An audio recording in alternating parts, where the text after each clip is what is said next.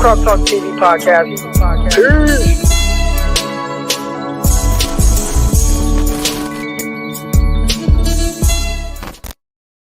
Welcome to another episode of Croc Talk TV. I'm your host, former NFL and AFL defensive back, Eric Crocker. And on today's episode, we are going to be just a live Q&A. All right. But first, before we get started, make sure if you're not already, subscribe to the YouTube channel, hit that like button, all that good stuff. I want to take your guys' comments, your questions, everything today. We will talk a little bit about Kyle Shanahan and some of his comments that he made about how he's going to be working this whole preseason game, man. His comments on how much time Garoppolo is going to get, how much time Trey Lance is going to get. A little intriguing. All right, just a little intriguing. So we're going to get to that and more. But first, I'll let some more people kind of sprinkle in. So if y'all got anything right now before we really get into everything, go ahead, fire away. Fire away. How's everybody doing today, man? How's everybody doing? I just wanted to come on here, talk to my folks. You know what I'm saying? Talk to y'all for a little bit. Father, stretch my hands, part 1. Yo, what's good? Josue? Did I say that right? Josue? How is everybody today, man?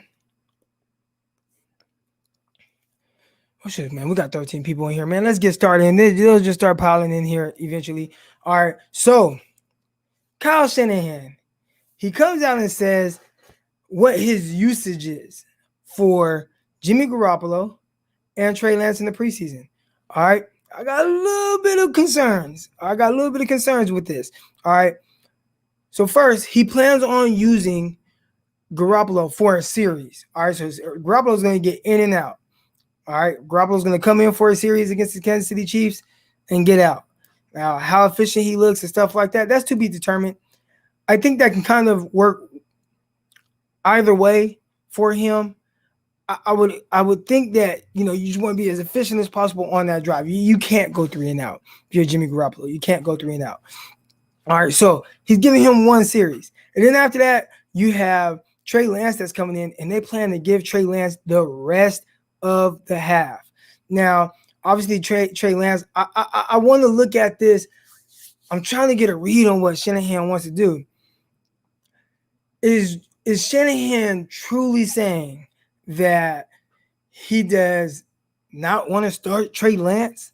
So this is like, we talk about experience, right? Trey Lance hasn't played really, meaningful snaps in damn near 2 years or whatever it is, right? So is this Kyle Shanahan's way of saying, you know what, man, like you ain't getting all the snaps in the regular season, and it really truly is not a quarterback competition. So we're just going to give you all these preseason reps, and that's going to be your kind of time to develop and get those live bullets flying, because you ain't going to get it during the season. Is that what's going on, or is there still a chance for Trey Lance to be able to win this job? I think those are the things that's going to be intriguing for me to kind of see. And I could be reading between the lines a little bit too much, but Jimmy has one series, and in that one series, he's got to make it count. Like, he's got to win right now. Trey Lance has multiple series to be able to put on full display what he's able to do. Now, with him getting so many snaps, there's two things that I don't want to say I'm worried about, but one thing is actually leads to a bunch of different issues. That second string offensive line, right now, we don't know if the second team O-line is just that bad, or is the second team defensive line just that good? So I don't know. Y'all let me know. I'm thinking it's the former, right? I'm thinking the second team offensive line. I think that it might just be kind of bad. So are we going to leave? I'm interested to see how long does the second team, the first team O-line stay in there? Does the first team offensive line, although Jimmy's only playing one series, do all the pass protectors come out? Or does Trey Lance get some time with Trent Williams, with Mike McGlinchey, with Tomlinson and Alex Mack? Because if he don't get no time with them, and it's just, all right, all you starters are out after the first drive, Debo Samuel, Ayuk, all y'all are out, and now all of a sudden it's just Trey Lance out there, then maybe it is Kyle just saying, look, I really don't care about what Trey Lance does. I just want him to get reps. I don't care about how it looks. Now, my issue is I don't want, and I mean, this is just me talking. And Kyle Shanahan don't give a damn what Eric Crocker is talking about on YouTube. But I don't want Trey Lance to develop bad habits. I don't want Trey Lance to start to see ghosts or hear footsteps and start to rush his throws because McKivitz is getting blown by third string defensive end from Kansas City. That worries me a little bit. So I don't know, man. I like the idea of getting him all those reps, but then it also scares me because a lot of those reps are coming with the second team offense, man. I don't know how y'all feel about that, man. I'm gonna get to some of y'all questions, man. I appreciate all y'all checking in. Again, if you haven't already, hit the subscribe button, hit the like button right now. I got 32 of my beautiful folks in here, my guys that's always checking in with me. I saw a comment. I'm gonna get to it. Somebody said I was working like a Jamaican. Oh man, somebody calling. Why do you think certain beat writers are expressing somewhat of a biased opinion of Jimmy's practice performances? Seems like they don't want to call a spade when Jimmy does bad. I wouldn't look at it that way. So I just had Matt Barrows on Locked On 49ers. And if you guys aren't already tuned in to Locked On 49ers, obviously it's a daily podcast with myself and my guy, Brian Peacock. Man, I would assume that you guys all tune into that because our numbers are really high. I mean, we have thousands and thousands of listeners every episode, and obviously it's a daily podcast. But anyways, we had Matt Barrows on the episode that most recent episode, which was we recorded last night. It's out today. But Barrows was saying that people are trying their hardest to remain impartial. Now, there are a couple beat writers that are expressing what side they're planting their flag, and I'm pretty sure if you guys are in tune with what I'm talking about, like, you guys watch me and listen, you guys listen and watch, the other beat writers and things and see what they're writing. So I don't even think I have to mention any names. I think y'all know who I'm talking about, but there are two guys that are kind of planting their flags on one side. But aside from that, I know Barrows and Mayoko and those guys are trying to remain impartial. Like they don't want to come off as if they're rooting for one guy or the other. And they think that that's not good for what they do. So there are some that might try to spin it a certain way, either way, whether it's for Trey Lance or for Jimmy Garoppolo. But I think for the most part, they are trying to remain, neutral and just kind of report what they see. I would say if you listen to what they say, I listen to Mayoko's podcast, 49ers Talk with Lord Britt. I listen to Matt Barrows when he goes live on KNBR, and obviously I read his stuff. A lot of them are really excited and encouraged from what they're seeing from Trey Lance. So, I think maybe they don't go in detail with every throw, and we see people covering those things every throw. I think overall, all of the guys, for the most part, are very encouraged by what they're seeing from Trey Lance. And I think when you look at Trey Lance and where he's at with his development or whatnot, yeah, you have to be encouraged. I think the most encouraging thing is the fact that Trey Lance, as of now, looks like or has shown the ability to be who you thought he was going to be when you drafted him. So I think if you are Kyle Shanahan, if you are, excuse me, I don't know why I'm blanking on his name, John Lynch, like that's like, give yourself a little bit of pat on the back to at least you made it this far to where it's like, man, because it could go the other way, right? Like the conversation surrounding Trey Lance could be, oh man, we might have missed. And a lot of times they know right away. Like they know right away if a guy can play, and they'll still talk themselves into saying that it was a good pick and that L is just going to take some time. But I think they be knowing, like, he don't got it. With Trey Lance, the conversation has been the complete opposite. It's been, man, he's been lights out. He's been doing extremely well. Kyle Shanahan's trying to bring the noise down just a little bit. And it's just, hey, there's some good things. It's not perfect. It's like, all right, Kyle. But I think at the very least, they're extremely encouraged by what they're seeing from Trey Lance. So, and that's everybody, not just Kyle Shanahan. I think that's every beat writer, except for maybe one that's planting his flag on the other side. I think the second team O-line is bad. Yeah, and if you guys are just kind of joining in, you guys would have heard my initial question because I'm worried a little bit, right? Trey Lance, he's going to be playing from the second possession through and all the way to halftime. And a lot of those snaps, if not all of them, are going to be behind the second team offensive line.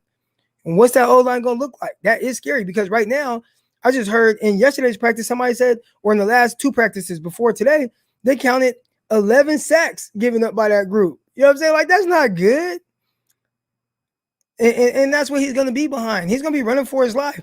And what I'm scared is what happens long term. It's like a dog, right? It's like, you get a dog, and for those of you who have like rescue dogs, you can attest to this. Rescue dogs are kind of like battered, right? And they're like timid, and like, you go to pet them and they're like, oh, like they think you're going to beat them or something. And that's what can happen to a quarterback. If you put him behind a bad offensive line, and again, it speeds up the process. I talked about the other day about speeding up your clock, right? Your time clock. And that time clock is for plenty of positions, almost all positions. A lot of times you're rushing through things mentally and instead of letting things play out. So as a cornerback, when my clock is sped up, maybe my technique was bad at the line of scrimmage, and now I get caught up in this space where I feel like I have to catch up, and now I'm willing to go for anything that the receiver gives me, right? It's like, oh, man, he pushed vertical. Like, man, my feet were back at the line of scrimmage. Maybe I stumbled or whatever. Now I'm running vertically as fast as I can, and boom, he sits down at 10 yards. You see me still going upfield, right? That's my time clock sped up, right? You look at a receiver, and if he's not getting to his right depth, right? Like, man, he's supposed to be, getting to 10 yards, but instead, like, his clock is so sped up, he's playing too fast in his head. He cuts that route off at 7 yards, 8 yards, and doesn't get to his full depth. He's playing too fast in his head. With a quarterback, when you have a bad offensive line that you're playing behind, you start throwing passes before you need to. You start rushing. You start having what they call happy feet. Right now, sometimes maybe your mechanics. Now you're rushing your mechanics. You're throwing errant passes, and it's not because you can't do those things or do those things well. It's you are rushed mentally, and that can happen to Trey Lance playing behind that offensive line. So you guys already heard me talk about it. Now you guys are hearing me talk about it because if I see that, I'm not going to be surprised at all. He's been running for his life in camp. People talk about how Trey Lance has moved or looked during move the ball drills, especially like that Saturday day at the scrimmage. People are like, look a little funny. Well, yeah, it's gonna look funny because his goddamn second team offensive line can't block. You know what I'm saying? So it's like it's gonna look funny. Now you put him behind the first team offensive line, and I bet it look a little bit smoother. I bet it looks more comfortable. But you playing behind that second line, we'll see. So if it truly is bad and it's not just the 49ers second team defensive line that's good, then it might not be a pretty outing for Trey Lance. Andy Reid said starters will play the whole first quarter. Lance and Jimmy Baby going against the same guys. That'd be good to see. But again, with Jimmy Garoppolo, we got to put it in context, right? Like small sample size, right? Jimmy's only getting one drive. So, I like the thought of Trey Lance playing. But, I want to be realistic here and impartial. Jimmy only getting one drive, like that could be 3 and out. And the next thing you know, you got Trey Lance trotting on the field. And then Trey Lance goes down and scores a touchdown. Then he goes down, maybe leads a field goal. Now, and he's doing all this against the first string Chiefs defense. That could possibly generate quarterback controversy. Not saying I want that, just saying. Yeah. Croc out here putting in work like a Jamaican. Oh man, it's funny. I got some Jamaican homies, man. My homeboy Dwight McLean, man, he works hard. Dwight, so it's funny to me because I see how Dwight be moving, but Dwight is pretty successful. So if I continue to work, if I'm working like a Jamaican and I get the success that he's had, I'll be doing all right. All right. Jimmy ain't gonna be nothing new. How do y'all feel about Jimmy G as far as who he is, right? Because we've heard Kyle Shanahan say, and again, get your guys' questions in, man. Get your questions in. I don't want this to be me just kind of, pushing the narrative or the conversation or whatever. But Kyle Shanahan and John Lynch came out, and especially John Lynch. Jimmy Garoppolo has been playing his best football since being with the 49ers, right? His best football. and we're seeing the reports and we're hearing the reports and we see some of the numbers. And I mean, and they don't tell the whole story, but you just see it to kind of use it as a little bit of context. And my question is, what is the real Jimmy Garoppolo? What is the best version of Jimmy, of who he is? Not the best version of what you think Jimmy can be, but the best version of like who he is. Like what game in your mind was like, that was the best Jimmy Garoppolo? What game? So I'll let you guys kind of filter in some questions there. What game in your mind where you're like, you know what, that was the best version of Jimmy Garoppolo, and if he can be that on a consistent basis, then we got something really good. Talk to me about that a little bit. All right. I don't know why I didn't put this to Periscope, but here we go. Put this Periscope too. But yeah, I want y'all to answer that question for me, and I'll get to some of these questions here. But is it normal for a second team O-line to be this bad? Yeah, we got to remember right now, man. Like offensive line around the NFL is just not good, and that's like around the whole NFL. So if you have a good starting offensive line, then you're doing pretty good. Most people they're not even having a good starting group. So if you can just get a starting, 5 guys that you're really comfortable with playing and they're playing extremely well, I think even from that standpoint, man, you're doing all right. You're doing all right. Because a lot of people, they don't really have that right now. So for your second team, you know what I'm saying? Like if your second team is bad, I think that's somewhat to be expected. I think that's to be expected. I don't think that people expect the second group offensive line to be really good. Now, I'll say this, you do have a starting, or not even starting, you got a rookie that you drafted second round on that second group offensive line at right guard that you are expecting to do well. And it sounds like he's contributing to some of the issues that Trey Lance is playing, in front of or behind. So can you get your starting right guard or potential starting right guard, the guy that you drafted second round, can he at least not be the issue or contribute to being the issue? But yeah, as far as it being, second team offensive line being bad, I think that's expected. I think the thing that is a little bit worrisome, there are some guys that they're expecting to be good on that offensive line. You did draft Moore, right? So Moore was somebody that they drafted, 5th round this year, 6th round, offensive tackle. So they drafted him. You would like to see him do well.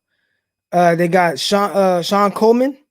That's the guy that they've been hoping that would be good for a really long time. They were talking about him, and I talked to Matty Barrows last night on the podcast, Locked on 49ers, if you guys don't listen to it. But Matty Barrows is on Locked on 49ers, and he talked about it like they're expecting a lot out of Sean Coleman when they got him in 2017. Then he had the injuries. Then he opted out because of COVID. So, he's just kind of missed time. But he's on that second team unit. So you got Moore, draft pick, 5th or 6th round tackle. He's on there. Sean Coleman thought he could potentially be a starting tackle. He's on that second team unit. At guard, you have a rookie that you drafted second round. You expect things out of him. And then you have other guys that are filtering in there. McKivitz, who's the backup center on that unit? Brunskill? I would expect not, but because I'm pretty sure he's a starting right guard. So I would think with that, with the experience that some of those guys have, you would think they'd do a little bit better. Instead, Trey Lance has to run for his life. And again, I am worried that it can create some bad habits with Trey Lance. And you can start to see some ugly things. Does Trey Lance start to feel like he has to play hero ball? Does he start rushing things? Think about those questions when you guys watch this game and you see how some of the things kind of play out. What does it look like? What does it look like from Trey Lance? How many healthy training camps has his ass been to? Oh, okay. So that's a Jimmy Garoppolo question. Jimmy G, he was healthy the first year that he had the first actual offseason. So that's 2017. Did whatever, looked regular or whatever. Apparently, it wasn't the best because they're saying this is the best training camp that he's ever had. So, but then he got hurt week 3. So then now you go into the next offseason. That was the year that they ended up actually going to the Super Bowl, but he was shaky in training camp, right? You had the day where he had 5 straight interceptions, which I still don't even know how that's possible. Like I feel like you'd have trouble trying to throw 5 straight interceptions in practice.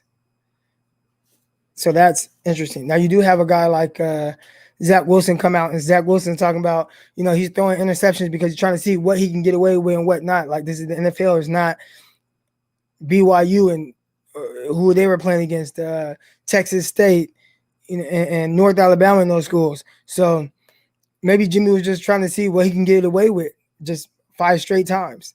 And he lost 5 straight times, right? Through 5 straight picks. So, but he had that. Then you watch him in against the Broncos in the preseason. It just did not look right.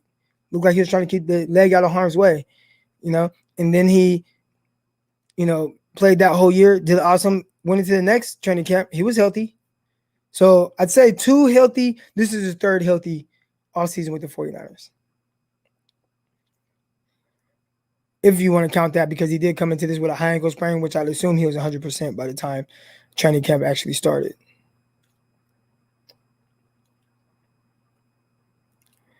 Jalen Moore, McKivitz, Brettel, Banks, Compton. See, Compton is somebody that you probably should have a little bit of confidence in playing.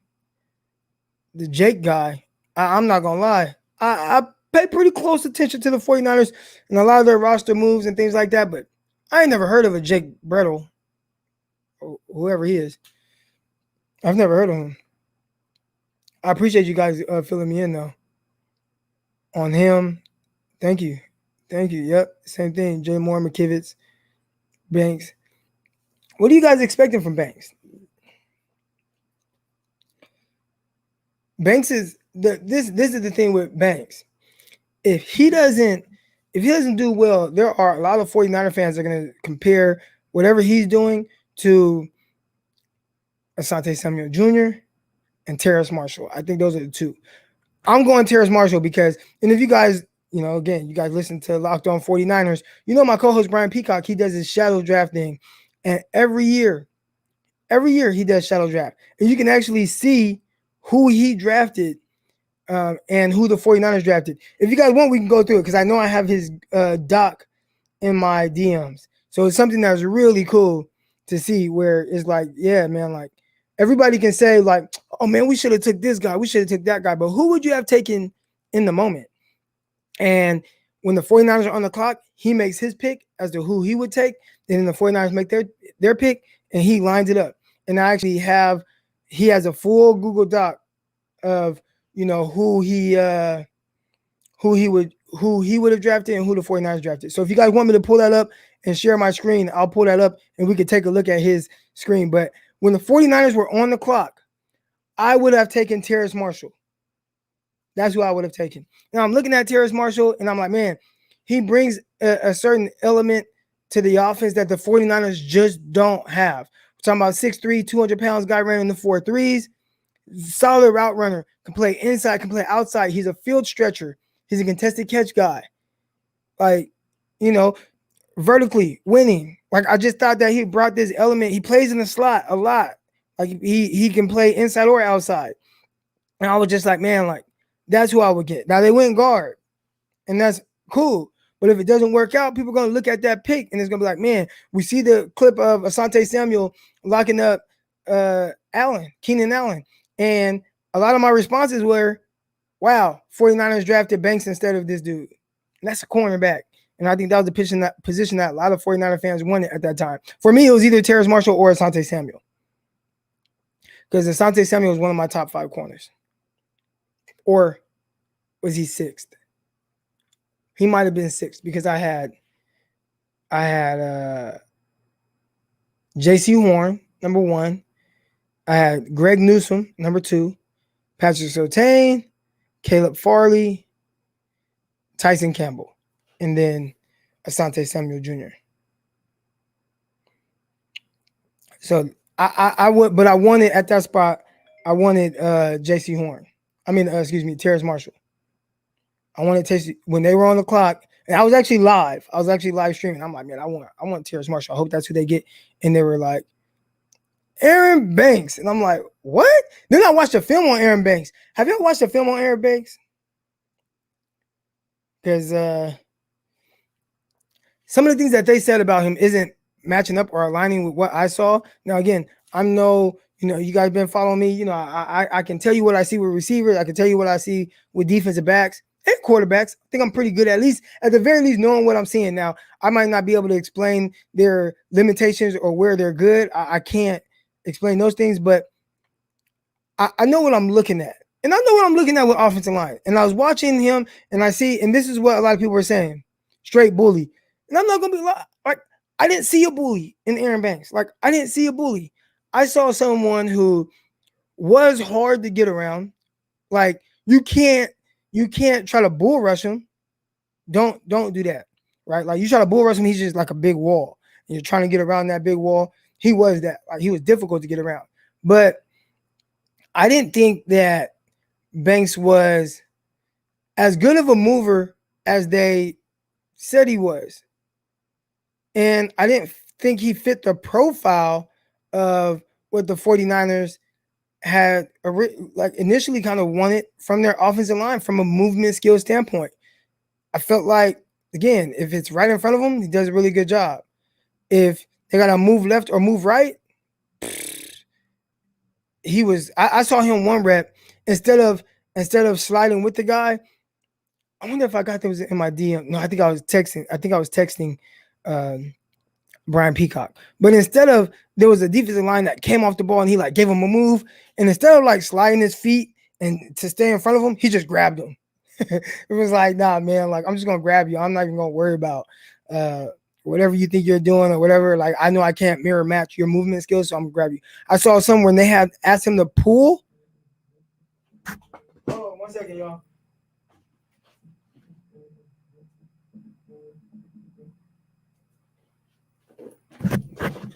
Excuse me, my bad. Ugh. All right, I'm back. I saw some when they asked him to pull, and it was like just never got there. So I'm like, man, this dude's athleticism is really lacking.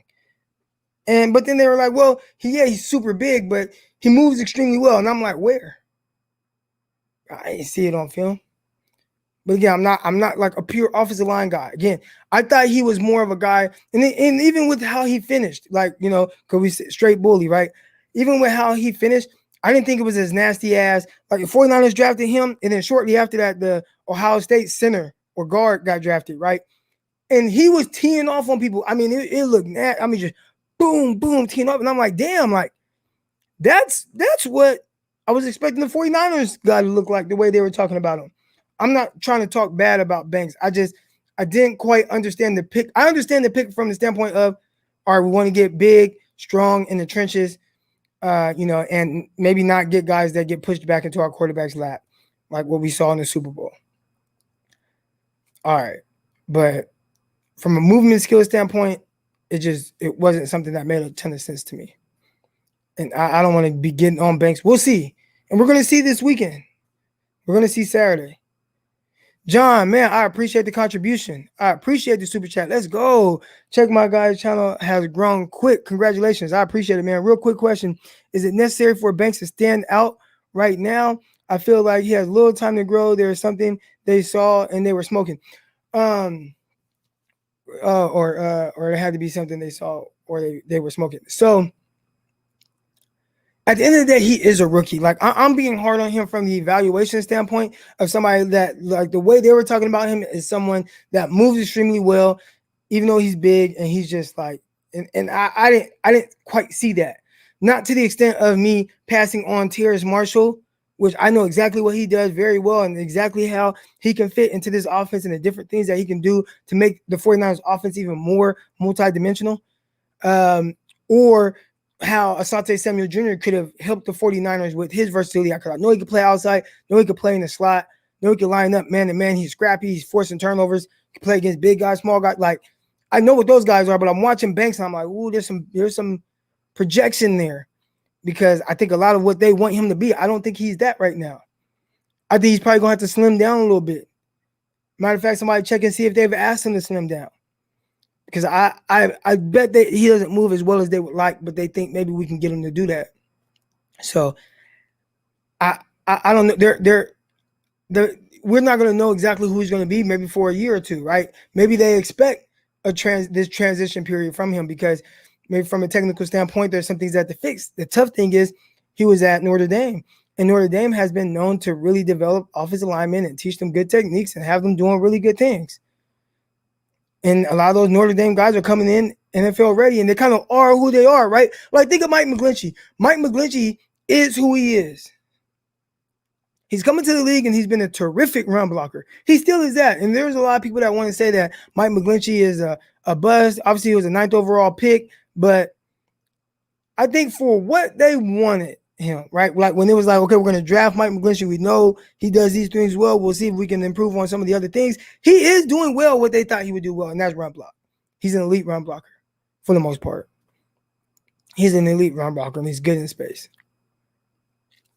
Now, struggles a little bit in pass protection, but he always kind of has. That wasn't his thing coming out of college. So if you look at Banks, is he going to have some of those same issues? What y'all think? So, man, I appreciate the contribution, man. Again, if you guys aren't already, make sure you guys subscribe to the YouTube channel. Hit that like button right now. We got 70 people in here. We've had as much as 80, 90, over 100 people, actually. Make sure you guys all hit that like button. Hit the subscribe button. We're going to keep this thing rocking. Let's go. I saw somebody say, hey, man, making my lunchtime go by faster. I appreciate that. Banks is just a big body, not worth the second pick in the second round pick. None of these guys are finished products, so I don't want to be too hard on him. I'm just talking about like what I saw from an evaluation standpoint, and really with some of the things that they're saying that he's struggling with now. But that's not to say that he can't improve on those things. So that's what we'll be watching. One, do some of the same issues that I thought he had in college come true in the NFL? Two, how does he work to improve on those things? You know, a guy that I saw some issues with in college, and people were like, nah, Croc, like, you tripping. You know, I got called all kind of names. I got called gay. I got called, like, I mean, crazy stuff because people love this dude so much. And I wasn't even saying that dude was sorry. I'm just like, dude, he struggles here. Like, none of y'all really see this? Goddamn Jamar Chase. And some of y'all that have been following me for a long time, and y'all notice, like, I was like, man, Jamar Chase, he clearly struggles with separation. Clearly. Now, here's the issue, and this is what people were missing. We did a whole film study on this. You know what I'm saying? But here's what people were missing. He struggles with separation, but the same way he loses, he wins that same way. So that's very rare. Like, I don't think, I can't really recall a guy that wins and loses the exact same way.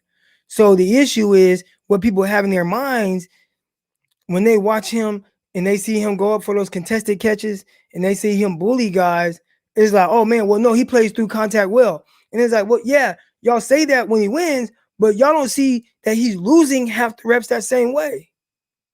So yeah, he wins half of his reps with bully ball, and he loses half of his reps that same way. And it was like a lot. Like, there was no separation. And I'm not saying that you have to be a big separator, but I'm just saying, like, why am I drafting you top 5 if you really struggle to create any sort of separation? And you're not a big dude. Like, you don't have this huge catch radius. He's not a 6'3", 6'4" guy where he's like, well, I'm just going to put guys on my back and continuously, like, just play through contact in that way. So then you have reports that come out, and the reports are saying, well, Jamar Chase is struggling with separation more than they hope. Well, what would y'all think? What y'all think was going to happen? He couldn't separate in college. He won with bully ball, but he won the same way he lost, and everybody chose to ignore the way he lost, and it was so crazy to me. I'm not saying he's sorry. He's still my wide receiver too. So terrific prospect. Ran in the 4.3s. I think, you know, so now why is Jamar Chase struggling with separation? Well, he's struggling with separation because I didn't really see the quick twitch like that, not on a consistent basis. I didn't see the suddenness. I didn't see the nuance. Those are things that you can hope to improve on. The nuance you can work to improve on that. So he's gonna have to do like me, right? I was a 6'1", 6'2" corner, almost 200 pounds, 195 to 200 pounds. I wasn't the most quick-footed guy. I ran in the 4.5s, right? I had to master playing the cornerback position and being able to react while not being as athletic as most of the guys that I was guarding. So how do you do that? And Jamar Chase is going to have to figure out he has way more talent than I did and ability and more size. But how do I work on improving those things? And if I can't, I'm going to have to perfect just the way that I play. And that's what he's going to have to figure out right now throughout training camp. So we'll see. But I say all that to say, who was I talking about? Banks? Was I talking about Banks or McGlinchey or any of those guys? They're going to have to figure out how to improve on how they play while still having some of those limitations. If Banks can't really win with being, athletic in space and he's just going to be a big mauler, then one, you got to be the best big mauler you can be. And two, you're still going to have to figure out how to either get more lighter on your feet, a little bit more nimble, and have that better change of direction because the NFL dude's not going to play with you. I really thought we were going to take Samson. I thought so too. I thought it was either him or Terrace Marshall. No, I'm not going to say that. I really had no idea which way they were going to go in the second round. But I know I would have liked them to take Terrace Marshall or Asante Samuel. But I really had no idea. At quarterback, I thought they were going to go with Trey Lance. That's what I was telling people on the radio. I thought they were going to go with Trey Lance. Now, the Mac Jones stuff started scaring me a little bit. I ain't going to lie. It was hard to really block out that noise and not hear it. And Mac Jones, nothing against Mac Jones, man, but he's just limited physically, right? Like there's a cap. And people can say, well, his comp is Tom Brady. It's like, dude, there's only one Tom Brady. And Drew Brees. Those guys are unicorns. I feel like the floor is much lower for those type of guys. And I just don't think those are the top guys you take top 5. And that's why Drew Brees was 32nd pick in the NFL draft, and Tom Brady was 199 or whatever he was. Because a lot of times those type of guys don't go that high. It's the more physically gifted guys that do. And if you look around the NFL, who are the best quarterbacks? How high are they going? A lot of times they are going pretty high. I even think where Mac Jones got drafted, I think just the influx of quarterbacks being able to come in and play the quarterback position well, and maybe where he came from, I think that even pushed him up even further because I think 15 overall is still kind of high for Mac Jones.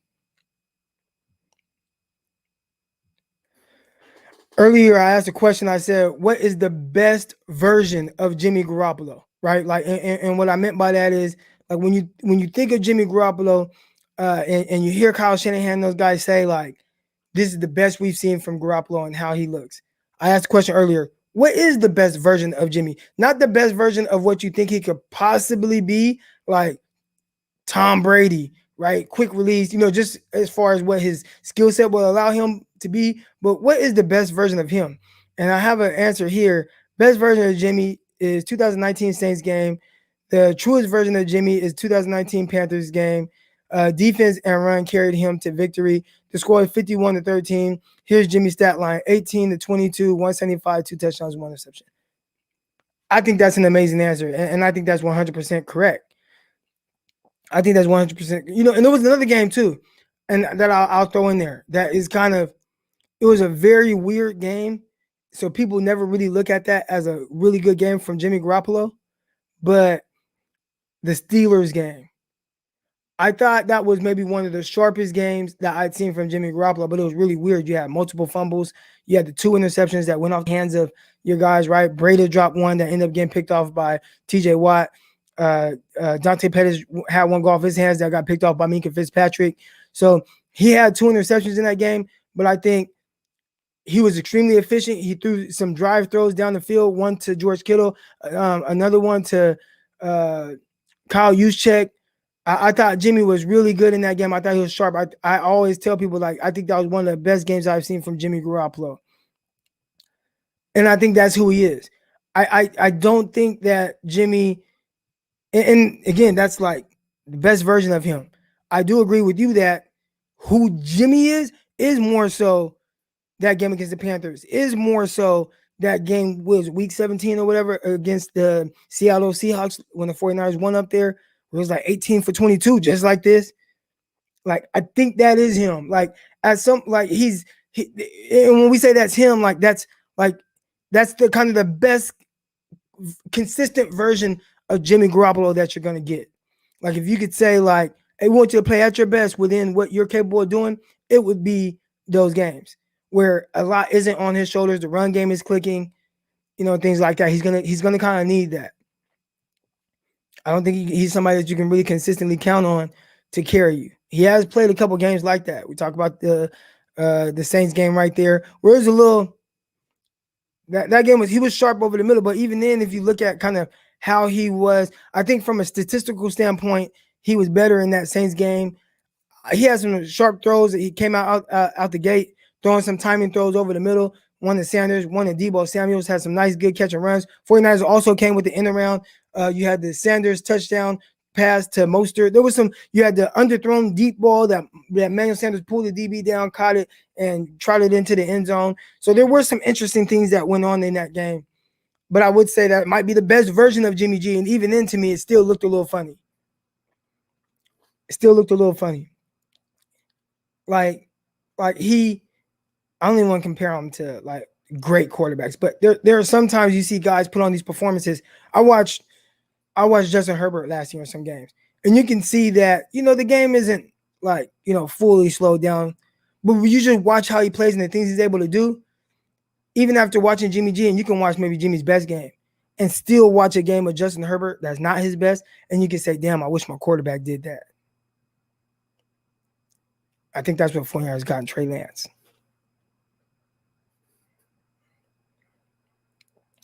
But Jimmy is not consistent. Yeah. He's inconsistent. He's consistently inconsistent. We'll say that. You know what I'm saying? And what I mean by that is, Garoppolo is somebody who he's consistent at being inconsistent. Like, he's always going to throw that weird pass.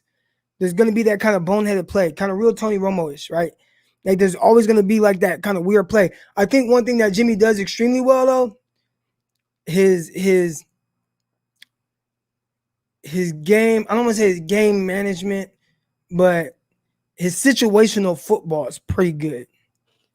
I think Jimmy plays situation, and that's what saves him. That's what leads to the wins, where he can throw that weird interception, but then kind of bounce back from it, because he does really good on third downs, and he's pretty efficient, for the most part. He's just going to give you those weird plays in there. Always going to be those weird plays with him. It's going to be like, bro, what the hell? And that leads to kind of another question, right? And I kind of asked this to Matty Barrows. If you guys haven't already, make sure you guys listen to the episode last night of Locked On 49ers. I asked Matty Barrows, like, basically, like, what are you getting from Jimmy Garoppolo that you can't get from Trey Lance? And I don't know if anybody has the answer to that. You can't say, well, the experience and, to not do stupid stuff, because Jimmy does stupid stuff all the time. Somehow he's thrown 6 interceptions in practice and only 6 touchdowns. That's Jimmy. Everybody talks about 2017. I'm not ragging on Jimmy. I'm just talking about who Jimmy is. Jimmy has won more games than he lost. All right, so he's doing well from that standpoint. But it's just talking about who Jimmy is. And you look at 2017, and a lot of people that hold that on a pedestal. And I'm here to say the shit wasn't that great. It was cool. Talking about 5 games, he had 7 touchdowns, 5 picks. Okay, he just walked in. But I'm saying from the standpoint of what people thought they were going to get. What I think is kind of like the Trevor Lawrence thing, where Trevor Lawrence, the first time we saw Trevor Lawrence, at least first time I really saw him, people were really paying attention. Clemson was, he led Clemson to a national title game, and they ended up winning it all. Right. And he beat Alabama. And that's what people remember, right? Like once Trevor Lawrence won that national title game, Like he was already like it's who we thought he was gonna be, right? Like he was a guy who was the #1 quarterback prospect like ever or something crazy, right? Coming out of high school, and he goes and boom, I mean, comes in and steps in for Kelly Bryant. Remember, he came in middle of the year for Kelly Bryant. Trevor Lawrence didn't start that whole year. Led them to a national title game, beats Alabama, and everybody looks at that like, wow, he like just imagine what he's gonna be next year. Just imagine what he's going to be the year after that. He might as well skip next year and just go straight to the draft. Like people remember that people were saying that. And then you watch the next 2 years and even now and how he's kind of perceived. And it's just like people still have that same perception of him then, but not knowing it wasn't great. It was impressive. It was very impressive, but it wasn't great. That's how people view Jimmy in 2017. It was impressive because it was a 1-9 team. And you saw the 49ers win. You saw the 49ers win 5 straight games with Jimmy Garoppolo. And it was like, wow, like we got our quarterback. Like this the guy, this the franchise guy, right? Like, and you look at that situation and just like, oh man, like, but really what you're doing is, I mean, he had 7 touchdown passes and 5 picks in 5 games. Like that's not great. From an efficiency standpoint, he did some really good things, especially not really knowing the offense. But in your head, really what you're telling yourself is it can only get better. It can only get better. 1 second. Hey, what's good, cuz? I'm gonna call you back. I'm on live on YouTube. All right. But really what you're telling yourself is it can only get better. You know what I'm saying? And now we see Jimmy G and we look at all these, areas where it's like, well, he needs to improve at this, needs to improve at that. But really, bro, it was the same stuff in 2017. We just disregarded it because it was like, well, he doesn't fully know the offense. Well, he just kind of got here but no, it's literally the same. So when people say, well, we're not getting that 2017 version of Jimmy Garoppolo back, like what? That's who he's been this whole time. 7 touchdowns, 5 picks, efficient on 3rd downs. That's who he's been. Not throwing the ball downfield. That's who he's been this whole time. He tried to throw the ball downfield and it wasn't pretty. Threw a pick against the Titans trying to throw downfield. No, he threw a pick against the Texans trying to throw downfield. He threw what really was supposed to be a pick against the Tennessee Titans. I don't know how it wasn't. I guess it was like a tie or something like that. So they were like, tie goes to the receiver. But it looked like a pick to me. And then it was like the receiver got in there like, oh, no, I got it too. And they were like, oh, it's a tie. Then on that drive where he did drive down and win the game, I want to give him all the credit for that. Like that was great. And I was like, man, I was super excited. But if you guys remember a couple plays prior, he threw a couple balls into the end zone that almost got picked off and were bad deep ball throws. So Jimmy really, and then he threw a couple picks against the Rams. He threw 2 picks in that game. Jimmy was the same person in 2017 as he is now. And it just goes over a lot of people's heads that it wasn't as great. It was what you thought was going to be next. That's the pedestal that we put Jimmy Garoppolo on during that time. Yeah. So, Croc with the photogenic memory when it comes to the games. I just watch it, man, and I'm just, I don't know. I just watch it and I just remember certain things. Sometimes there's things I don't remember, but I just remember certain things, man, and like, I don't know. I can see it. I can just see it in my head. A lot of times I watch this game multiple times. Yeah. So, okay. But Brandon, it was not a bad thing that we were trying to convince ourselves that he was good, like, because it was good, like 5 straight wins, just got here. Of course, it's only going to get better, right? Like, that's the thought process. Trevor Lawrence comes in, freshman, beats Alabama. Of course, it's only going to get better. And I'm like, I don't know how much better Trevor Lawrence really got. Terrific prospect, amazing accomplishment. How much better, like from a prospect standpoint, right? When we start talking about the accuracy, the downfield throwing and things like that, the ability's there, but what it look like? Did Trevor Lawrence really get better from what he looked like his freshman year? I don't think he got that much better. And that's not to say that he's not tight. That's not to say he's not good. Has Jimmy Garoppolo gotten better since 2017 or worse? No, he's the same guy. Same guy. Love your setup, man. Although I'm a Rams fan, good luck to your team. Hey, man, I appreciate it. The setup is about to get a little bit better, man. It's going to get better. I'm about to really start to put some time and effort into this and some money into this. My office. It's like a whole building. I have a lobby area, a reception area. I got this office and one behind too. So man, that's the perks of being in the South, man. $500 gets you all that. $500 a month. I'm like, all right, I'll pay $500 for that. What? When I was walking through it, I had the guy, and he was like, "Oh yeah," and I'm like, "So how much is it?" He was like, $500. I try to keep cool. I had to keep my poker face on. I'm like, 500, okay, I can do that. But in my head, I'm like, what the 500 for all that? Hell yeah. Hold on 1 second, y'all. I got to take this call. I'll be right back. Commercial break. Intercepted. It is picked off by Aaron Crocker. Over midfield, he'll run it all the way into the end zone. Touchdown. Crosstalk TV podcast. Peace.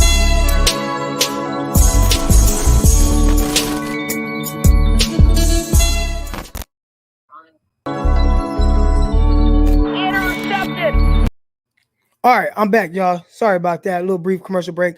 And I do want to give you guys the opportunity, man, to come on here, man. If you guys want to talk and you guys have things you guys want to say, you guys want to talk about, boom, boom. There you go. So you guys can come in here. You guys can speak your mind as well. It doesn't just have to be me. All right. It was hard for some people to see the flaws because they were blinded by the W's. Not only blinded by the W's, but again, it's what he can be, like what he will be in the future. Like how much better will he be than once he fully grasps the offense. And that was what I was always waiting for. Like I want to see the efficiency, like really step it up, like the weird throws, like go away. And I don't think we really ever saw those go away. And I think it was just like, you know what? Jimmy's pretty much a gamer. He is a gamer. But it's probably never going to be like, it's not going to look the same as somebody else's. And I think you're always going to be a little bit limited from just his ability standpoint and maybe how the defenses start attacking him. And I saw somebody talk about him throwing over the middle and stuff. Try to get to some more of these questions. Oh, okay, here we go. I missed out on this. Here we go. Contribution. John, I appreciate it. For a very long time, I said that the coaching up to your quarterback strengths was the answer. Wait, let me repeat that. I don't have my glasses on. Sorry, guys, a little bit hard. For a very long time, I said that coaching up to your QB strengths was the answer to Jimmy G's inabilities to succeed. Now I'm just over it. First, I want to say I appreciate the contribution, man. Big time. Thank you so much. That's going to contribute to really improving this office. But nah, man, I agree. I will say I don't think that there's an issue with playing to somebody's strengths. I don't know why everybody keeps calling me right now. 1 second, y'all. Commercial break. I'll be right back. Intercepted. It is picked off by Aaron Crocker. Over midfield, he'll run it all the way into the end zone. Touchdown. Crosstalk TV podcast. Peace.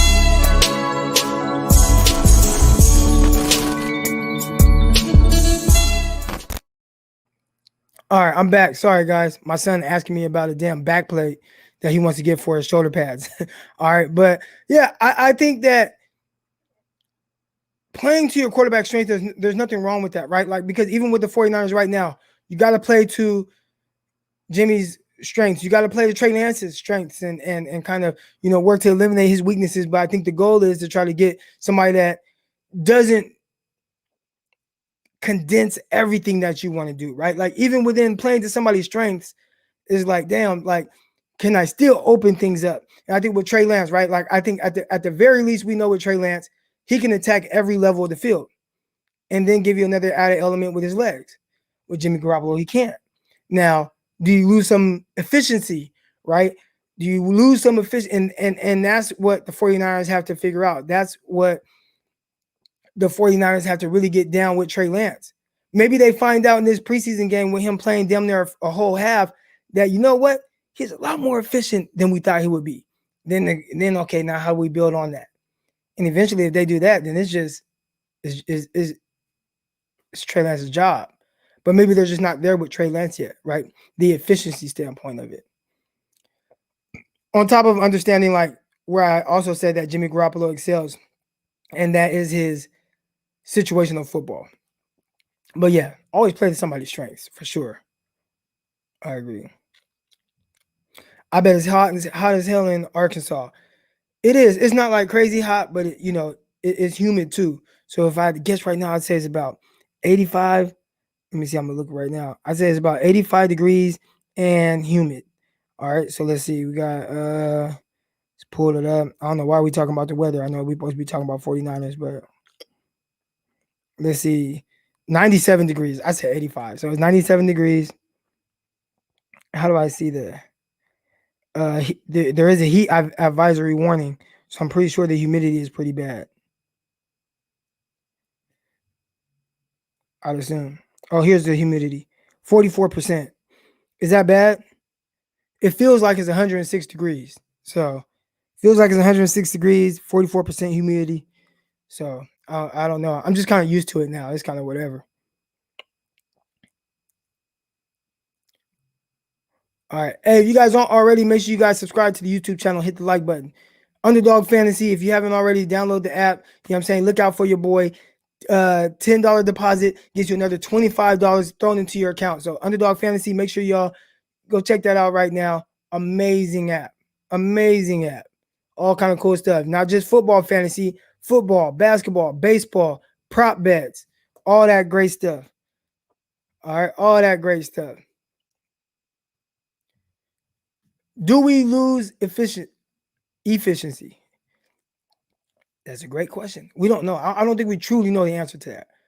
Now, I think with Trey Lance, I think you gain explosive plays, and we know that whether it's through the air or with his legs, and with the running backs, you are going to gain more explosive downfield plays. He's going to open up. Trey Lance is going to open up. The running backs are going to love Trey Lance because now you're keeping Trey Lance. Just the threat of him being able to run the ball is going to keep two defenders. So it's going to keep guys from crashing off the edge, and it's going to hold a linebacker to that side as well. Like, that's going to happen. So now, what does that do? That opens up holes for running backs. How do you think all these running backs been looking good in Baltimore? They're not tight like that. But when you got Lamar Jackson to worry about keeping the ball, it's going to open up things for you. So the run game is going to be even more efficient, and guys aren't going to have to run into these stacked boxes. Crazy thing is now the defense. I was listening to Grant Cohn on my guy with 49 365 podcast. Grant Cohn was on their YouTube, and they were talking about how you don't. Or Grant Cohn was talking about how defenses are able to just play press, play man, single high. Why can they do that? Because we're not scared of the vertical, right? So we can have more guys in the box, and we're not scared of you throwing down the field because it's Jimmy G. And you just don't do that, right? That's not your strength. We're playing to your strengths, but that's not your strength. So we can play tighter, right? We can have more guys in the box. We could play more man. And that's not to say that Jimmy can't be efficient with what he does, because he's still hitting those slants. He needs guys to get open right now, win right now, and he can hit them in stride, and they can have big catches. Kyle Shanahan can scheme some stuff up, great. But in the sense of just how he's playing, and things are just a little bit tighter and a little bit more difficult. Even we'll find out what happens with Trey Lance, but we know one thing: if you go single high with man on the outside, he will air that hole out. God damn.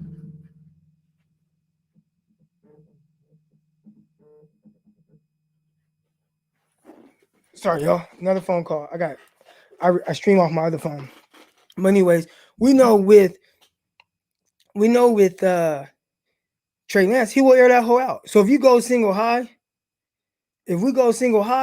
with Trey Lance out there, the defense goes single high, he could air that hole out. You know what I'm saying? So you don't want to just, you can't do that. He's gonna start to dictate how defenses have to play against him. Jimmy Garoppolo, I think defenses dictate how they want to play against him, and they dictate what the 49ers do off of that. You know what I'm saying? So that's something to really think about. Again, if you're not already, make sure you guys subscribe to the YouTube channel. Hit that like button right now. Bro, you don't look how you sound. How do I look? Or how do I sound? Or which one was not expected? I don't know. I've been sounding like this since I was in the 4th grade. Yeah, man. You know what I'm saying? They're not tight like that.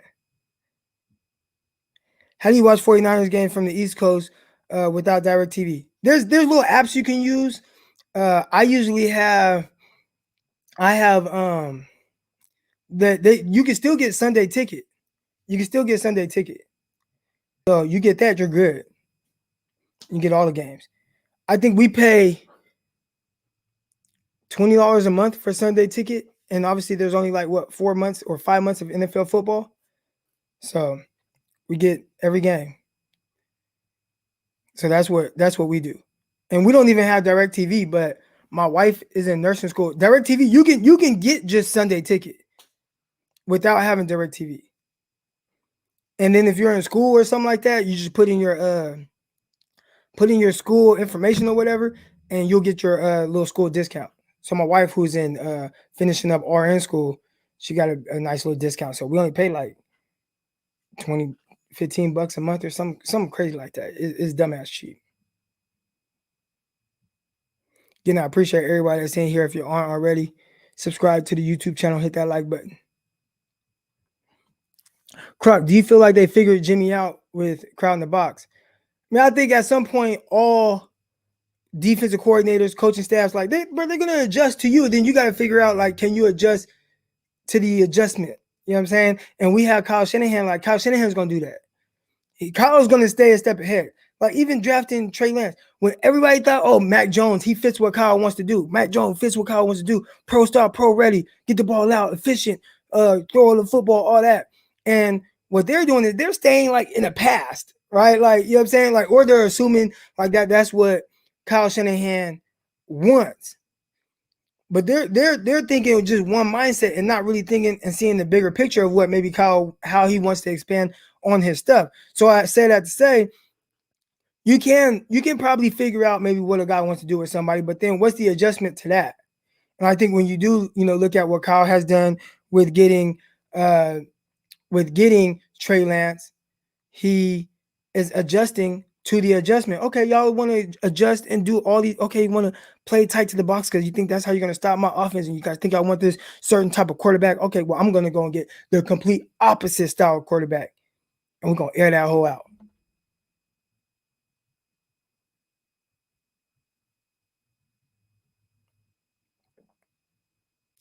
Subscribe to YouTube TV and set a Bay Area zip code as your home. Ask family or a friend for the Bay to log in occasionally every 3 months to reset your location back to the Bay. Ooh, smart. Smart. That's really smart, actually. I might do that.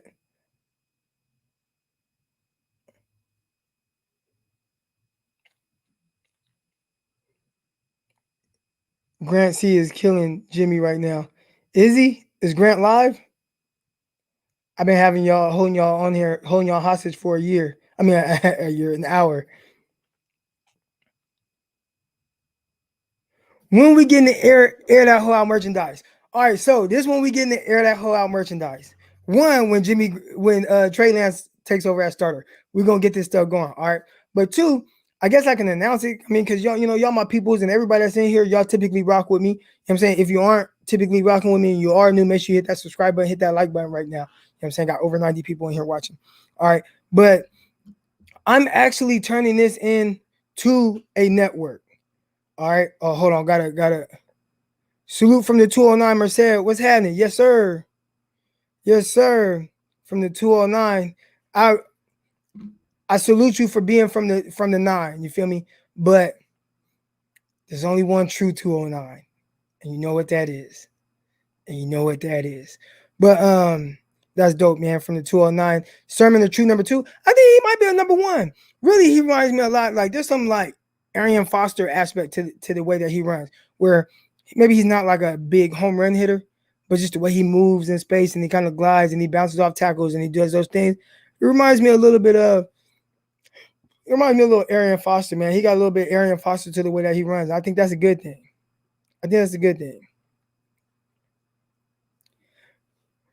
Bro, I got my boss who is a Seahawks fan saying, air that hoe out. Yeah. So we go, okay. So what I was talking about, my God, thanks for the contribution, man. I appreciate that, Iggy. Thank you, man. And I was talking about, where'd I go? Oh, because I see NFL Network. Please, can you tell me your favorite roller coaster? Bro, I don't know. But I'm trying to turn this into a network, and I'm bringing other shows on here. So it just won't be me all the time with some of the guys I've had on. I'm making it into separate shows and different things. And, I don't even want to talk too much about it, but eventually you guys will notice that this will be a different name of the overall YouTube channel. Yeah. So if you guys see that, don't get alarmed. If you see a change in the actual YouTube channel name, don't be alarmed. We still will have Croc Talk TV shows on there. We still will have the fantasy show. We still will have Monday QB show with Greg Pinelli, Whiteout Wednesday. All that stuff is going to, so, but don't be alarmed if you see the actual title of it didn't change. All right. Because it still would be the same channel. And I appreciate y'all that be rocking with me. Question from Donald here. If you get a VPN and set it up to Europe, you can get Game Pass and watch every game live, playoff, Super Bowl, and all 22 NFL Network and Red Zone for $140. Wow, really? Not bad. Yeah, I think they took away all 22. Now, here's the thing with all 22. I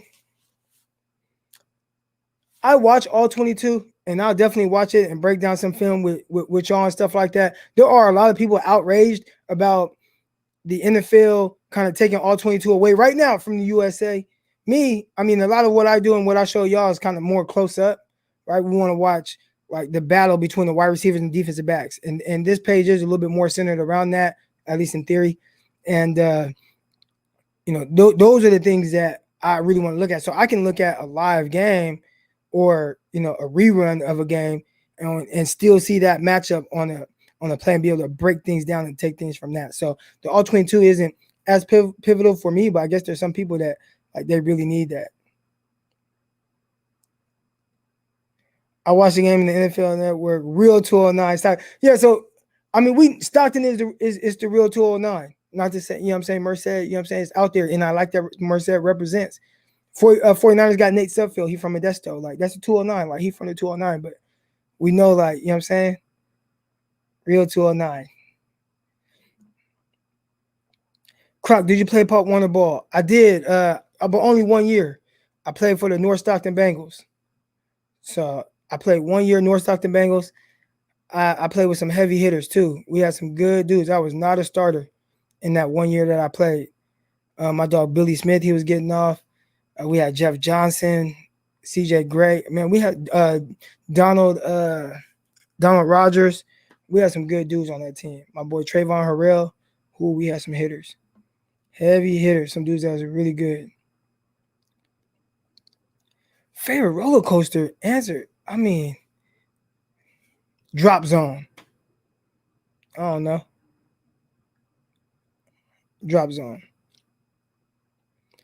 Crocker, dude, I am telling you, Kicker Tuesday would be a great. Kicker Tuesday ain't happening, bro. It's not happening. It ain't happening.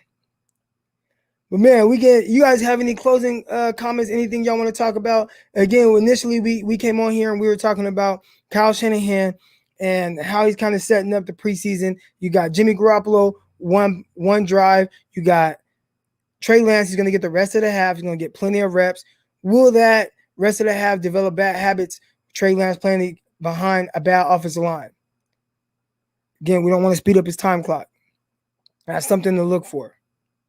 So I don't really have much else. Oh, got a wide receiver 3. Okay, let's talk about it. Okay, got me going a little bit longer. All right. Whoever the wide receiver 3 is will 100% have taken advantage of an opportunity. All right. And I always say that, like, there's an opportunity to be had, and you got to take advantage of it. So let's talk about who's not taking advantage of opportunities that, 1, Jalen Hurd. Huge opportunity, not taking advantage of it for whatever reasons. Coming off an injury, whatever the case is, but he's not taking care.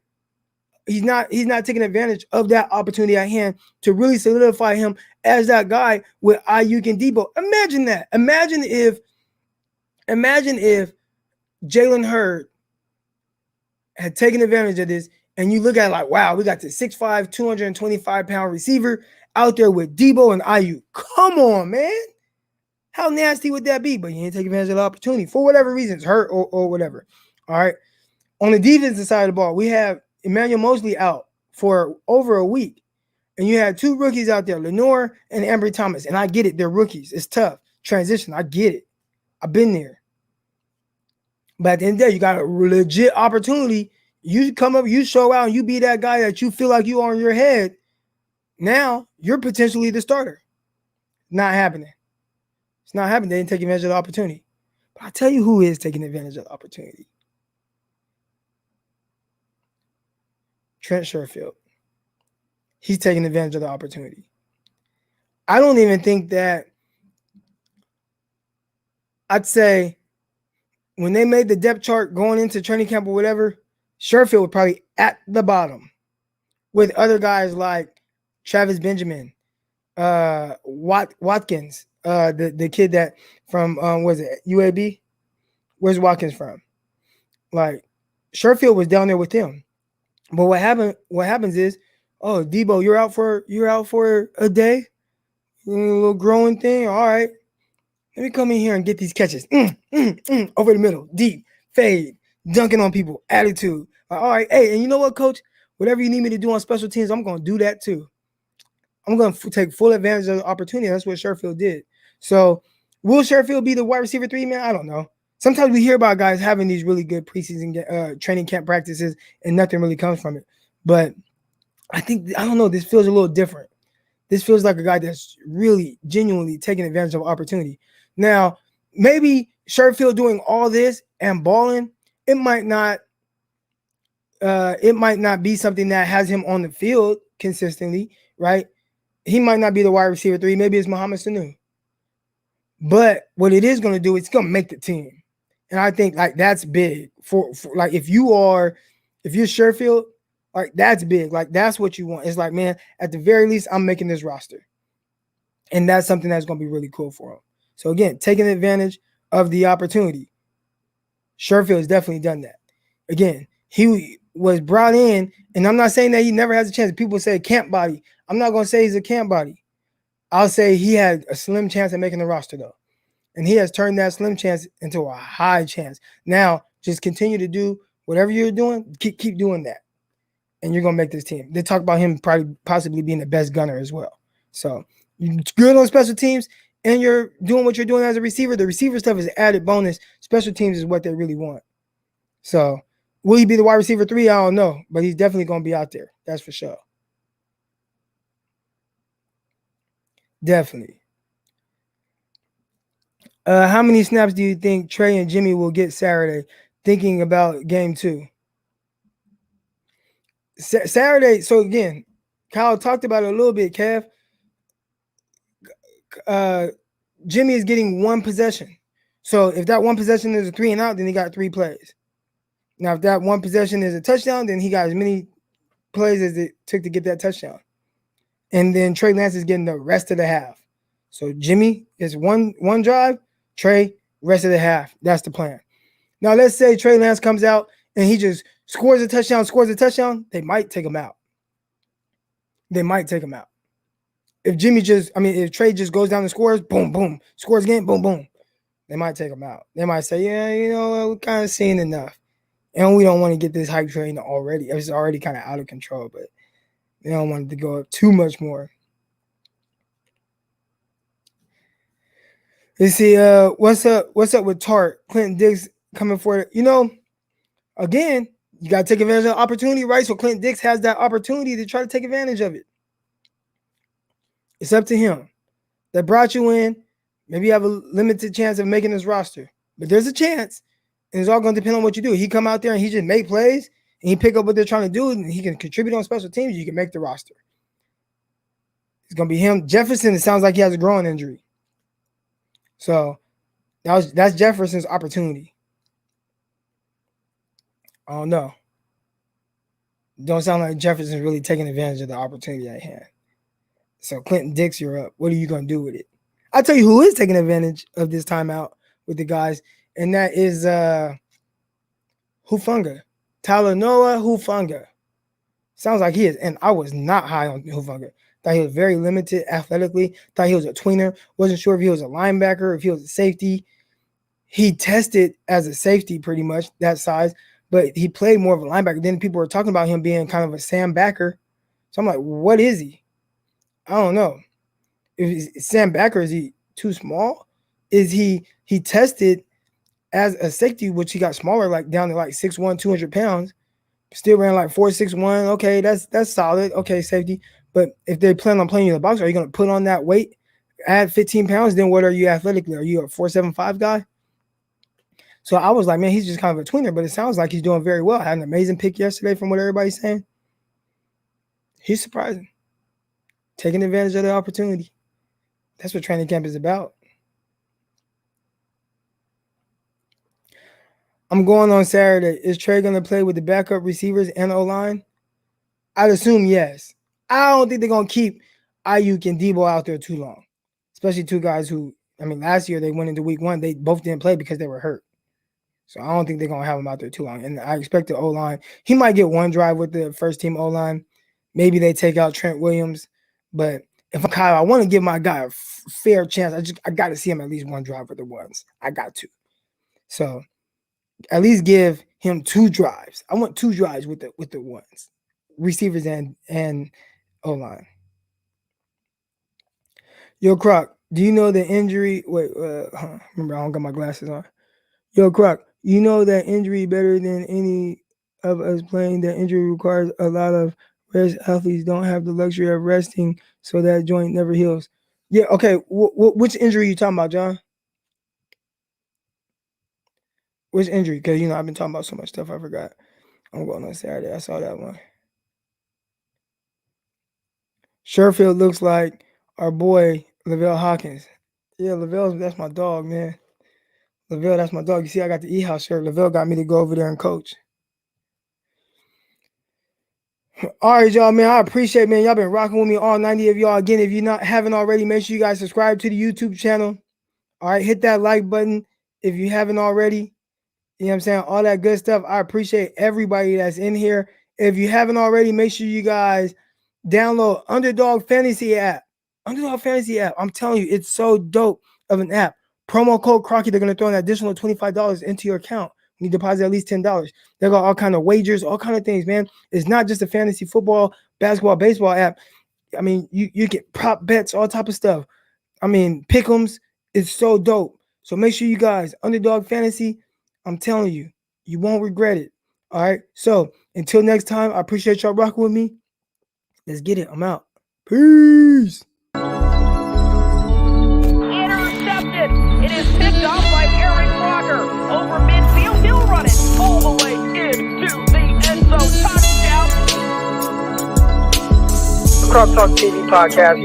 Peace.